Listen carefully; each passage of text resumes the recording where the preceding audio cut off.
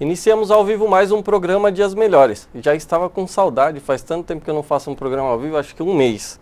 E hoje a gente vai falar um pouquinho sobre direito do consumidor. Na verdade, o constrangimento que os consumidores devedores passam. E a nossa convidada de hoje para falar sobre esse tema é a doutora Aline Romagnoli. Ela que é advogada especialista em defesa do consumidor. Boa noite, doutora. Tudo bem? Boa noite, tudo bem. Doutora, vamos lá. Claro, as pessoas muitas vezes devem e não devem por iniciativa própria, às vezes é porque elas querem, às vezes é um fator externo acabou acontecendo, fazendo com que elas passem a contrair dívidas. Existem formas de cobrança. Explica um pouquinho pra gente, de um modo geral. Claro que existem detalhes que a gente não precisa entrar, mas de uma forma geral, quais as formas de cobrança, se é correto, se não é, e aí a gente toca em cada ponto. O Código de Defesa do Consumidor, ele protege o consumidor.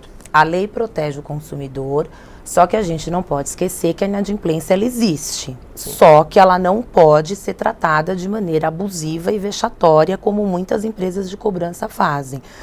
Então, o que acontece? O consumidor, ele tem direito, a partir do momento que ele é cobrado de uma dívida, da natureza que for, de que ela seja cobrada de uma maneira clara, específica. De que forma? Que ele esteja ciente de tudo que ele está pagando, a título de juros, a título de correção monetária, o desconto que ele vai ter se ele pagar antes, como tudo tem que ser claro, porque esse é um dos princípios do Código de Defesa do Consumidor, tá? A clareza para o consumidor. Outra coisa muito importante que acontece muito é a notificação prévia.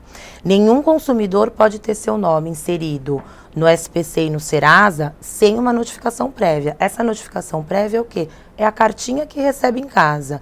O seu nome irá para o Serasa se você não pagar a conta em 10 dias, por exemplo. Isso é obrigatório. Desculpa cortar, mas a gente vive um momento digital, que é tudo inovação. E existem cobranças agora pelo WhatsApp, SMS, nem sei se Facebook, daqui a pouco no Twitter, sei lá.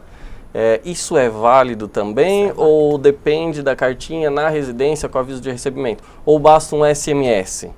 O SMS ele tem divergência, porque ele pode chegar ou não, tá? Então, o mais adequado é o quê? Que a cobrança seja feita por e-mail, tá? Existe, só que aí cai naquele problema do spam, que tem muita empresa de cobrança indevida e falsa no mercado, que fica mandando inúmeros e-mails que caem no spam.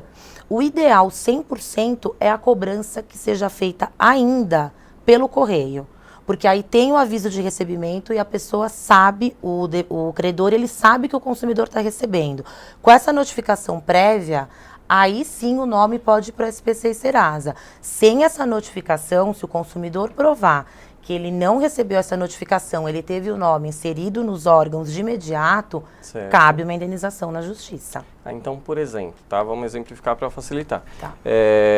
O cliente deve, e aí a empresa de cobrança encaminha um e-mail. A empresa, ela muitas vezes não tem o aviso de recebimento desse e-mail e negativa o nome do cliente. O cliente pode pegar esse e-mail e ir no judiciário buscar inclusive uma suspensão dessa negativação e inclusive pedir uma indenização ou não? Se a dívida for 100% legal, não.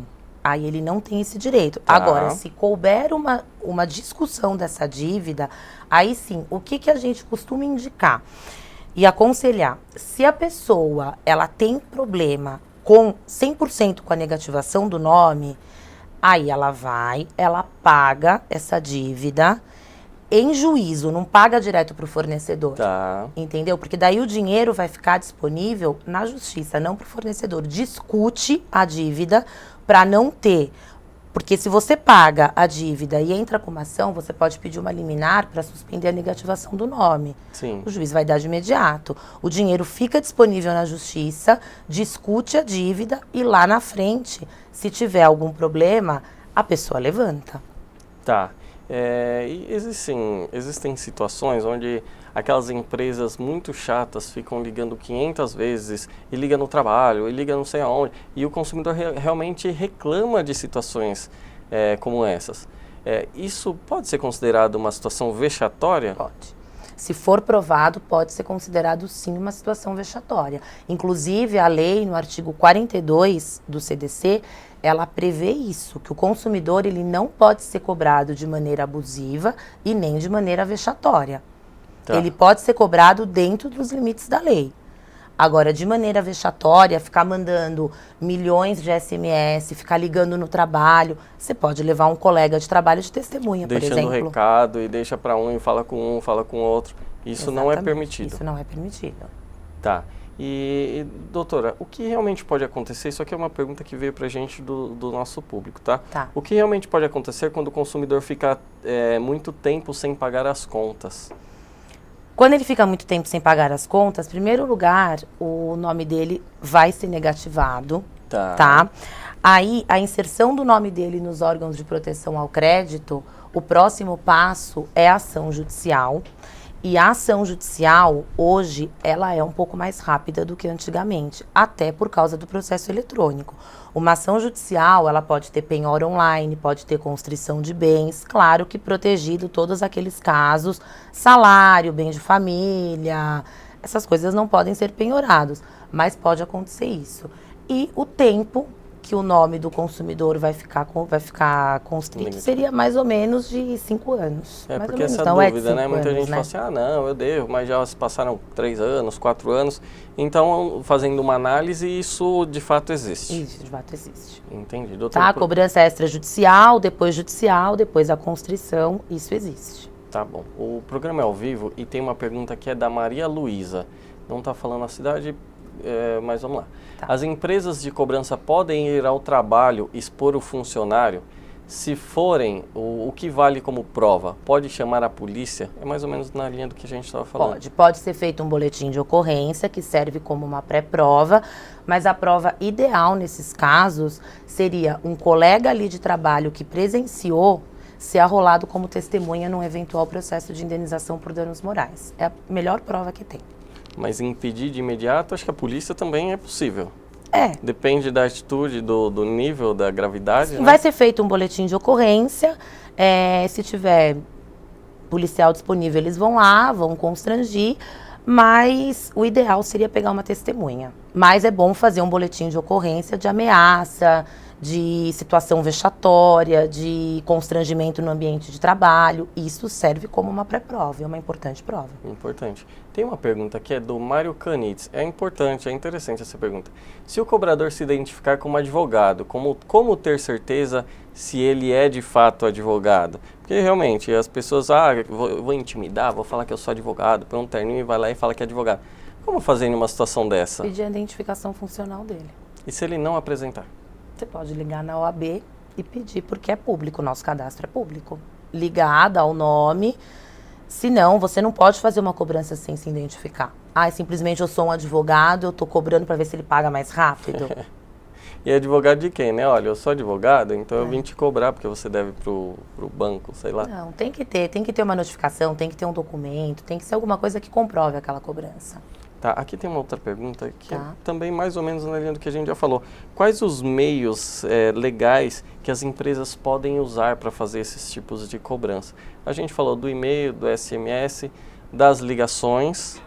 Tem mais alguma forma atualmente? E-mail, SMS, ligação, notificação extrajudicial, notificação judicial. A notificação judicial não é um processo, mas ela é um meio legal que também pode ser feito. O que está muito comum hoje em dia, o PROCON está fazendo muitas audiências prévias, que eles chamam, principalmente empresa de telefonia, banco, eles reúnem um grupo ali, 1000 ações de uma empresa de telefonia X, certo, e reúne aqueles consumidores que estão com aquele problema e fazem ali uma audiência prévia. Pode ser feito um acordo ali. O próprio Poder Judiciário está com um movimento bem importante de mediação, conciliação. Isso é importante. Agora tem uma situação, doutora. Muitas vezes a pessoa que recebe uma cobrança, ela não tem um conhecimento jurídico, conhecimento financeiro para analisar as contas ou os termos do contrato. Em geral, os contratos, as empresas, elas fazem de uma forma correta, sem lesar, ou existem abusos? E se existem algumas dicas para identificar esses eu creio que existem abusos padrões, né? Dá algumas dicas para a gente só para... O padrão, os juros, ele tem que ser de 1% ao mês, tá? Se tiver identificado no contrato, tem que estar lá 1%. O CDC, ele prevê a multa de 2% ao mês em caso de inadimplência das parcelas. E, do modo geral, os contratos do consumidor, eles são contratos de adesão, que eles vêm prontos para o consumidor assinar. Certo. Na dúvida, é consultar um especialista. Porque existem contratos que existem cláusulas ali que são específicas. Diante desses abusos, existe a possibilidade de ingressar com uma ação judicial, até para suspender a cobrança? Existe a possibilidade de ir direto no balcão do fórum para fazer uma ação? Como é que funciona? No juizado de pequenas causas, você pode entrar com uma ação sem advogado em ações de até 20 salários mínimos. Depois de 20 salários mínimos, precisa de advogado até 40 salários. Mas o consumidor pode ir sozinho em ações até essa alçada. Eu sei que existe previsão legal, mas eu tenho uma opinião em relação a isso. Não sei o que a doutora pensa. Mas, às vezes, essa busca direta ao judiciário, muitas vezes a pessoa tem um direito muito maior do que ela imagina, muito mais do que ela vai relatar ali, e acaba se esvaindo por falta de conhecimento. O que a senhora acha disso? É aconselhável ir direto? Eu não indico. Eu também tenho uma visão uma restrição em relação a isso. Eu não indico, porque existem especialistas na área, o advogado estuda a lei, a gente sabe. Então, eu não indico. Você pode procurar os seus direitos, está previsto na lei, mas o que for julgado ali, transita em julgado, faz coisa julgada, você não pode pedir novamente. E aí você não tem mais o que... Exatamente. Doutora, a gente vai a um rápido intervalo e eu queria tocar também no assunto sobre o PROCON. A gente ouve muito falar, o PROCON vai fazer, o PROCON vai fazer, e a gente vai ver até que ponto o PROCON realmente funciona ou deixa de funcionar. Bom, o programa Dias Melhores vai a um rápido intervalo e a gente já volta.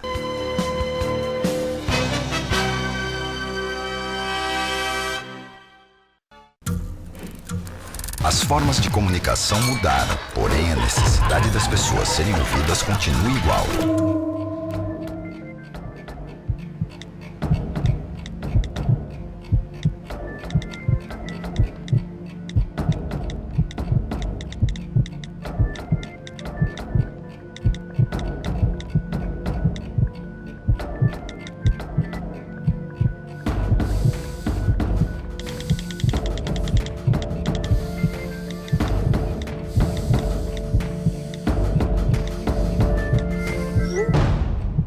Compartilhe com o CVV aquilo que você não divide com ninguém.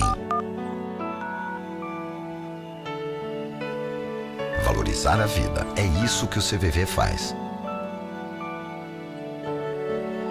Ligue 141 ou acesse cvv.org.br e receba apoio emocional. TV SC, a TV de São Caetano para todo o planeta.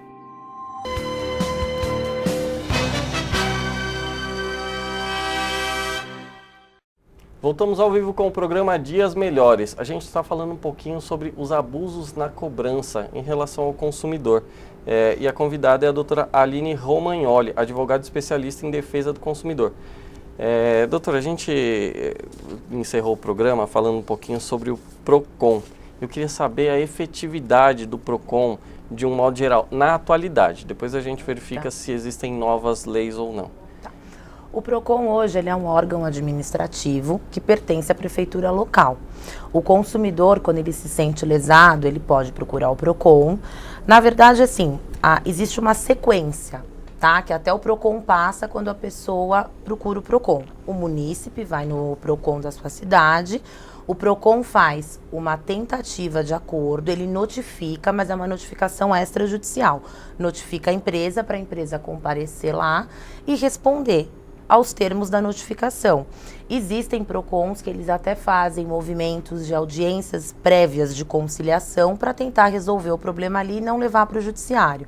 Se a empresa se negar a responder a notificação do PROCON, aí a pessoa pode procurar o juizado especial E no juizado especial, aquilo que eu falei no bloco anterior, até 20 salários sem advogado e acima disso com advogado. Aí vai ser resolvido na justiça.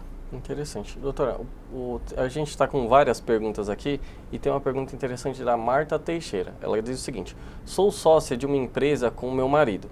No momento da abertura da conta, o banco perguntou se eu autorizava empréstimos e eu documentei que não. O tempo passou e ele fez empréstimos no meu nome, sem o meu conhecimento. E agora, o banco poderia ter cedido? Não, porque está previsto no contrato. Ela é sócia da empresa. Certo. Ela assinou junto o contrato e quem responde pela empresa são os seus sócios. Certo. Ela afirmou que não. Se ela afirmou que ela não autorizava empréstimos, foi violado o direito dela. Mas é estranho, né? Porque ela é que é difícil saber, porque é um caso. Teria que ver o caso são específico. muitos detalhes. Mas você vai num banco, ele fala: você autoriza empréstimo? Um dos sócios diz não, o outro diz sim. Teria que ver para ser mais específico, teria que ver o contrato social e o poder que cada um tem na sociedade, de administração, de gerência. Porque é uma situação um pouco complicada. Mas depois, se quiser complementar as perguntas, a gente até encaminha para a doutora também. Tem uma outra pergunta da Mirna Moreno. Ela quer saber o seguinte: depois de quanto tempo é possível negociar a dívida? Depois de quanto tempo é possível negociar a dívida? Se ela a qualquer momento, passou 5 anos, agora eu acho que eu quero negociar essa dívida. A qualquer momento, a partir do vencimento, a dívida pode ser negociada, depende da abertura do credor. Um dia depois que a dívida venceu, ela já pode ir para o SPC e Serasa. Só que depende da notificação prévia, porque isso é um direito expresso do consumidor. Agora, ela pode ser negociada a qualquer tempo. A negociação, ela pode ser feita tanto na esfera administrativa, como na esfera judicial, como nos órgãos de conciliação do Poder Judiciário, que são conciliadores e vão lá para negociar a dívida também. Isso é muito forte. E com o novo Código de Processo Civil, vai ser obrigatória essa conciliação. Então, antes do juiz mandar citar o réu e começar a desenrolar o processo, vai ter uma conciliação. E a conciliação, muitas vezes, ela funciona porque ela é mais light. Mas o judiciário hoje em dia, inclusive foi uma pergunta que eu te fiz no intervalo, o judiciário hoje em dia está aparelhado para fazer essas conciliações de uma maneira ágil, sem que o consumidor tenha que esperar anos? Está melhorando muito, principalmente com o processo eletrônico. Antes demorava 1, 2 anos para marcar uma audiência, hoje não. Hoje está marcando bem mais rápido. Tá. No bloco anterior a gente falou sobre o prazo prescricional de 5 anos da dívida e tal. Transcorrido esse prazo de 5 anos, o credor ainda pode continuar cobrando, com ligações, com SMS, com e-mail, com notificações? Não. Ele só pode continuar cobrando. 5 anos é o prazo da dívida dele, tá? O prazo que a dívida vai durar. Tá. Só que se a ação passar de 5 anos, ela continua tramitando. Entendi. A Entendeu? ação continua A ação normalmente. continua tramitando, porque você pode pedir suspensão do processo, você pode tentar bens e não conseguir, a ação continua. Fica 5 anos negativado no Serasa e SPC, mas a ação continua. Tá. Tem uma pergunta aqui, é da Regina Pradella, de São Caetano. Olá, boa noite. Dívidas muito altas com bancos, com o passar do tempo, tende a ficar menores? Ouvi dizer que bancos não cedem em negociações, mas depois de anos o endividado consegue valores mais vantajosos, apesar do nome sujo. Então, eu vou bem na linha do que ela me perguntou. Ouvi dizer. Nós vemos isso na prática bastante, porém não é uma regra, porque o credor pode abrir uma política de negociação, sim ou não. Isso é critério dele. Tá, então na prática eu vi muito já.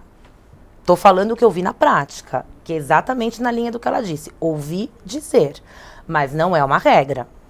Tá. Tem uma pergunta aqui, inclusive o nosso diretor que está postando aqui pra gente. Ele quer saber o seguinte: há um projeto, inclusive, no Congresso, sobre alterações no código que podem beneficiar os superendividados. O que seriam superendividados? Superendividado é quando ele está num ponto que a dívida dele, nem se todo mundo ajudar, ou se ele vender tudo que ele paga, tudo que ele tem, ele consegue pagar a dívida. Ele está tão endividado que não tem mais solução. Diante dessa inexistência de solução, o que fazer? Ele sente e chora e fica com o nome sujo? Ele tenta negociar. Ele tenta negociar pelas dívidas mais altas até ir parcelando e não...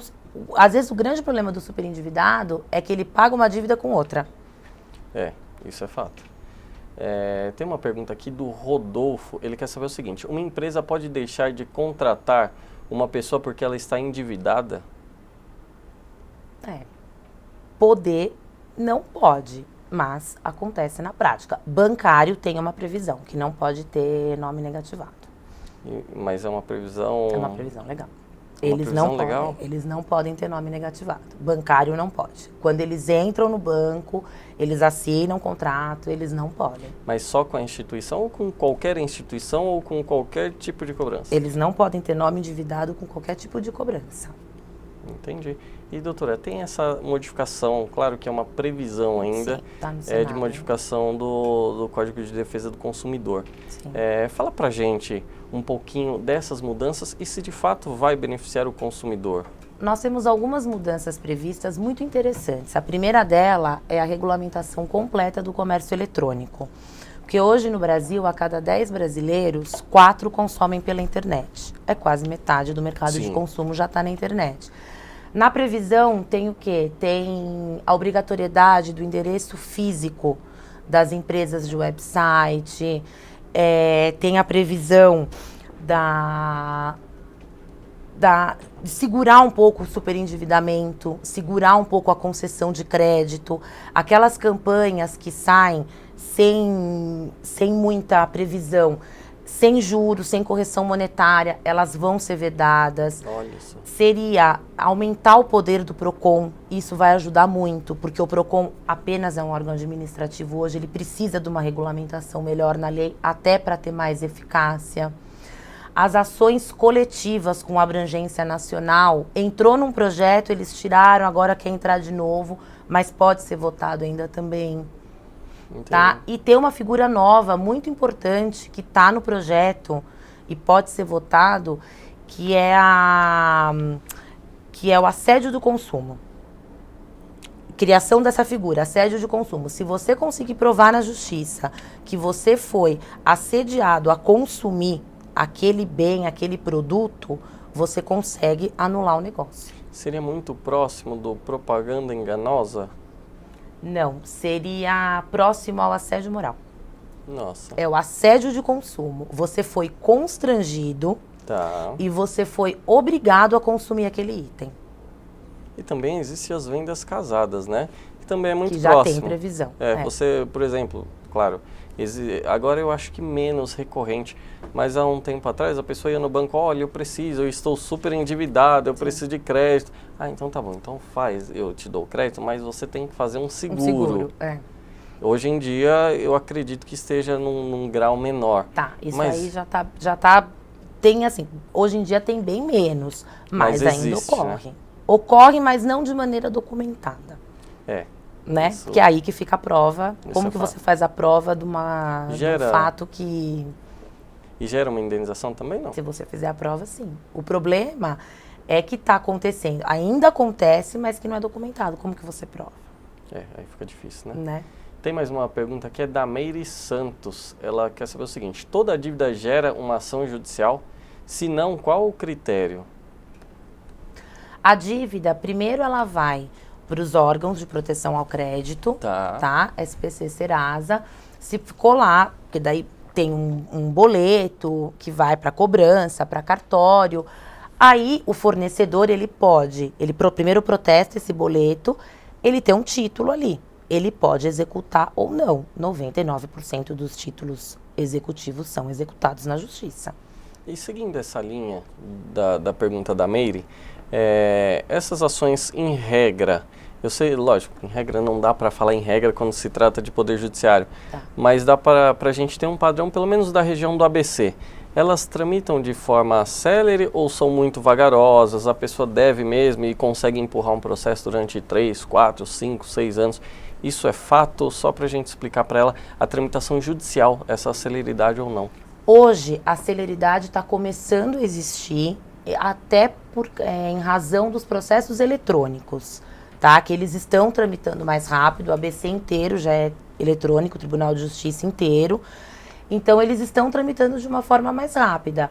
Mas a pessoa que não tem patrimônio, que vai fazer milhões de pesquisas para tentar achar um carro, um imóvel, um dinheiro em banco e não consegue, vai demorando. Mas se a pessoa tiver patrimônio, não é mais devagar. Não tem como correr, não né? Tá devagar. Até mais. pela penhora online, né? A penhora online é online. É online. Digitou o CPF, penhorou. Infelizmente, às vezes existem alguns abusos, né? Sim. O juiz penhora até o que o cara não tem, mas... Ou penhora salário, Isso. penhora o que você pode depois fazer uma defesa e conseguir tirar a penhora. Mas até aí o cara já ficou sem o sustento do mês. Exatamente. E tudo mais. Não estou condenando, eu acho que é muito válida a penhora online, principalmente para o credor. Mas existem abusos, sim. E tem mais uma pergunta que é da Elvira. Ela quer saber o seguinte: no caso de dívida de banco, as empresas de cobrança ligam apenas para o titular ou vão atrás da família? O certo é ligar para o titular. Mas na prática a gente percebe que eles vão ligando para todos os telefones que eles encontram no cadastro. E isso a gente pode considerar uma prática abusiva? Pode. Pode, porque a dívida é pessoal, né? E como a gente falou sobre danos morais em relação a esse tipo de cobrança abusiva, de uma maneira muito gravosa, numa ação judicial, existe um parâmetro de valores de indenização? Porque no começo, quando surgiu danos morais, falavam em valores astronômicos. Sim, lá em 1988. Hoje em dia já não é bem assim. Sim. Porque muitas vezes a pessoa fala, opa, eu recebi uma cobrança, então agora deixa eu ficar rica em cima dessa situação. Explica um pouquinho pra gente, só pra gente entender o critério. Claro que é muito vago, mas só pra gente entender, ter uma base. É totalmente subjetivo. Nós costumamos comentar assim, que a indenização por dano moral, ela é variável de 0 a 100. Literalmente, de 0 a 100. Pode existir como pode não existir. Quando tem a negativação indevida, ela ocorre. A indenização vai surgir com certeza. Certo. Porque houve uma negativação indevida, você prova isso para o juiz vai te dar a indenização por dano moral que o consumidor tem direito. Agora, o valor, porque a lei diz que é subjetivo.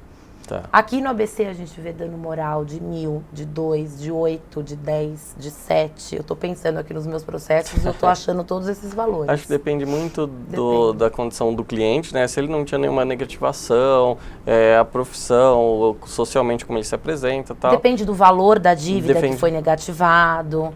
Depende também se a pessoa não tem outras dívidas. Depende de muita coisa. Cada caso tem que ser analisado para indenização de danos morais, mas ela é bem variável. Tá certo. Tem uma outra pergunta que é da Neide. Ela quer saber o seguinte: pode ter aquele carimbo de cobrança no envelope? Não existe nada na lei que fale não pode ter o carimbo de cobrança. Mas existe esse carimbo de cobrança? Ele praticamente não existe mais. A única coisa que vem nas cobranças, que você vê muito hoje, é importante. Porque as empresas, elas sabem que elas podem sofrer uma constrição, uma eventual punição por causa disso. Então, a empresa, quando ela é esperta, ela não vai escrever cobrança. Ela coloca importante. Ela não escreve, eles não escrevem muito cobrança, eles escrevem importante. Justamente para evitar... Urgente. Tá, a Neide de São Caetano, tá? Não sei se é a mesma Neide, mas ela repetiu uma pergunta aqui. Existe algum apoio psicológico público ao endividado? Eu não tenho conhecimento. Apoio psicológico público? Na verdade, assim, falando em razão ao poder público, existem, em São Caetano, por exemplo, existe um apoio psicológico. É de uma forma geral, você vai lá, é orientado por um psicólogo. Os conciliadores, hoje, eles fazem muito esse papel. Eles procuram deixar o autor e o réu do processo à vontade para negociar, para tudo isso. Eles acabam funcionando, entre aspas, como psicólogos. Porque eles estão ali para incentivar que você resolva o teu problema. Que você não fique, o autor, que não fique com uma dívida anos e anos na justiça. Agora, um apoio psicológico específico... Para isso, não tem. Mas o conciliador, por exemplo, funciona dessa forma. Porque, de uma certa forma, eu acredito que o endividado, ele sente um trauma. Aquilo ali realmente gera um... Existem juízes também que nas próprias audiências eles fazem isso. Eles fazem muito bem o papel de conciliador. Porque o juiz tem que fazer pela lei esse papel de conciliador, né? Que seria a audiência prévia de conciliação. E de uma forma geral, porque assim, a gente muitas vezes como advogado sabe que o juiz tem aquela, ou as pessoas imaginam também e às vezes não é verdade, um juiz carrancudo que vai lá e manda e acabou.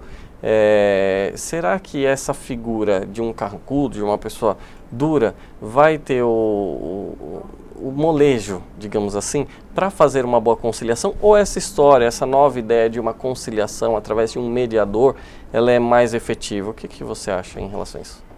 Então, é que aí é muito subjetivo também, né? Depende muito do papel do juiz e do conciliador, mas as conciliações, elas estão tendo resultados ótimos.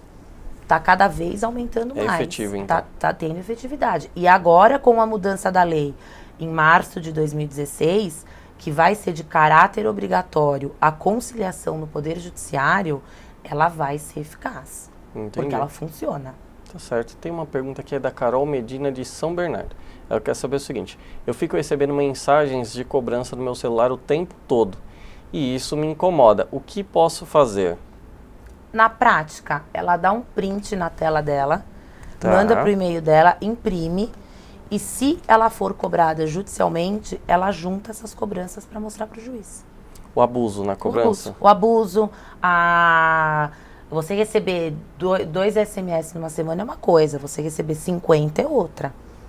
Você tem que fazer a prova. Eu oriento assim, dá um print na tela, manda pro teu e-mail e imprime. E isso pode gerar uma indenização? Pode. Mas essa indenização seria na própria ação ou não? Entra com uma outra ação e pede uma indenização?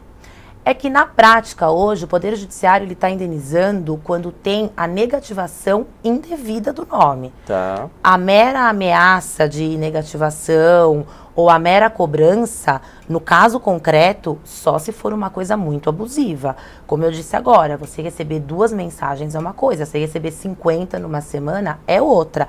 Mas ele serve também como prova, pode ser juntado no processo. Se você vier entrar com uma ação porque eles negativaram o teu nome, você já junta a prova da quantidade exorbitante de SMS que eles estão te mandando, por exemplo. Tá. É uma prova. E nós tivemos uma pergunta aqui falando sobre a cobrança através dos familiares. Vamos supor que não exista a cobrança direto através de um familiar, mas existe o recado. Olha, fala para ligar para tal banco porque existe uma dívida e tal. Isso também pode gerar um dano? Isso também é algo abusivo ou é um recado? É abusivo porque a dívida ela é particular, ela é privada, ela é da pessoa. O grande problema é você fazer essa prova na justiça. Ligou uma empresa de cobrança, falou com a mãe. Olha, dá um recado para sua filha que ela está devendo. Como você vai provar isso na justiça? Entendeu? Esse que é o grande problema. Na prática fica complicado. É muito difícil fazer a prova. Por mais que tenha testemunho, aí o testemunho... Empresas preparadas, cobranças normalmente de bancos maiores, ou quem está acostumado a lidar com o devedor, com o consumidor inadimplente, são pessoas mais discretas, empresas mais discretas. Liga e só fala, preciso falar com o fulano, telefone tal, pronto. Tem mais uma pergunta aqui, o nosso diretor, novamente quem está encaminhando. Se existe alguma... se algum parente pode ser prejudicado pela dívida do outro? Não. De forma alguma? De forma alguma. A dívida a não ser que seja avalista... Sim, avalista. Exatamente. Ou um avalista, um fiador de um contrato. Mas acaba de uma certa forma assumindo, né? Assume junto, porque se o devedor não tiver patrimônio, não tiver como pagar, ele vai entrar. Ele entrou no contrato exatamente para isso. Certo. Para ser avalista. Tem uma pergunta aqui também do Arthur. Ele quer saber o seguinte: a empresa de cobrança fala que vai mandar o oficial de justiça e isso tira o meu sono. Eles podem fazer isso? Vão recolher meus móveis e carro e tudo mais?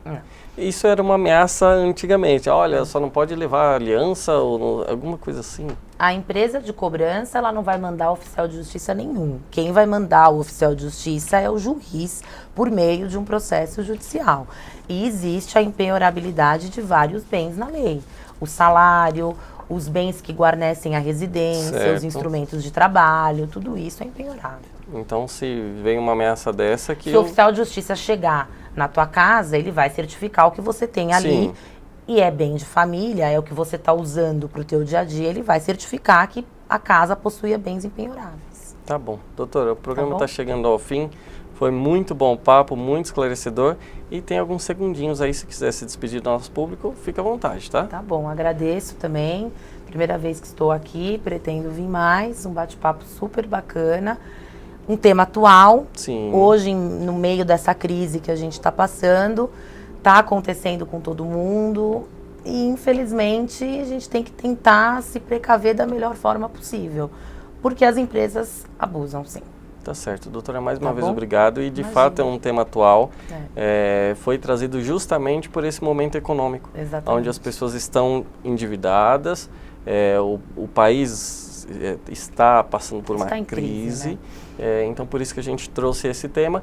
E novos convites nós faremos para a senhora. Espero que venha sempre. Muito obrigada. E o programa Dias Melhores fica por aqui. Voltamos ao vivo. E até a próxima segunda-feira. Um abraço a todos.